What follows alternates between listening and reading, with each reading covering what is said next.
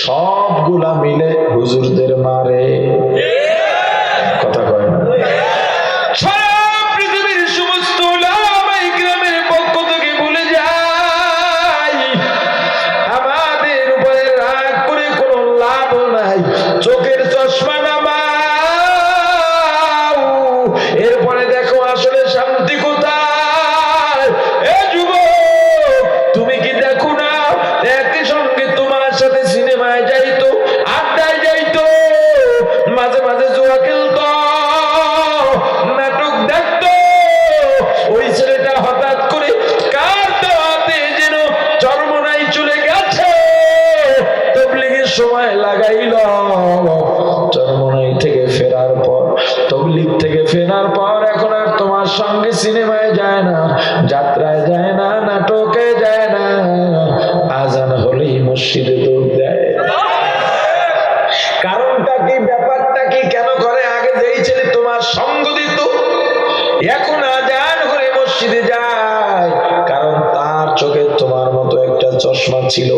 ওয়াজে গিয়া, ময়দানে গিয়া, পীর মাশায়েখের সোহবতে গিয়া ওই চশমা খুলে গেছে।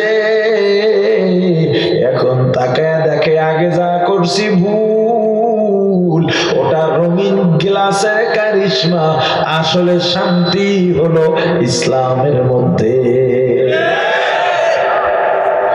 আমরা মুসলমান, আমাদের ইসলাম দরকার আছে না নাই? আওয়াজ দিয়া বলেন। ও প্রাণের ভাই, কোন দিন মারা যাব তুমিও জানো না, আমিও জানি না। ও পর্দালের মা বোনেরা, এই দুনিয়া স্থায়ী না। দেখো না কত মানুষ রাস্তাঘাটে পড়ে পড়ে থাকে, কত যুবক রোড অ্যাক্সিডেন্টে, মোটর সাইকেলে মারা যায়। এই যে ডেঙ্গুর মহামারী গেল, কত যুবক ডেঙ্গুতে নিয়ে গেল। আমার ভাগ্নি 22 বছর বয়সী ভাগ্নি ডেঙ্গুতে মারা গেছে।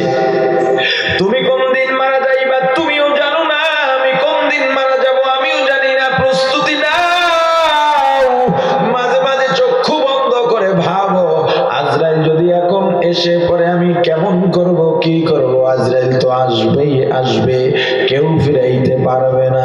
আজরাইলের বাধা এমন কঠিন, দুনিয়ার এমন কোন ক্ষমতা নাই আজরাইলের বাধা অতিক্রম করতে পারে। সন্তান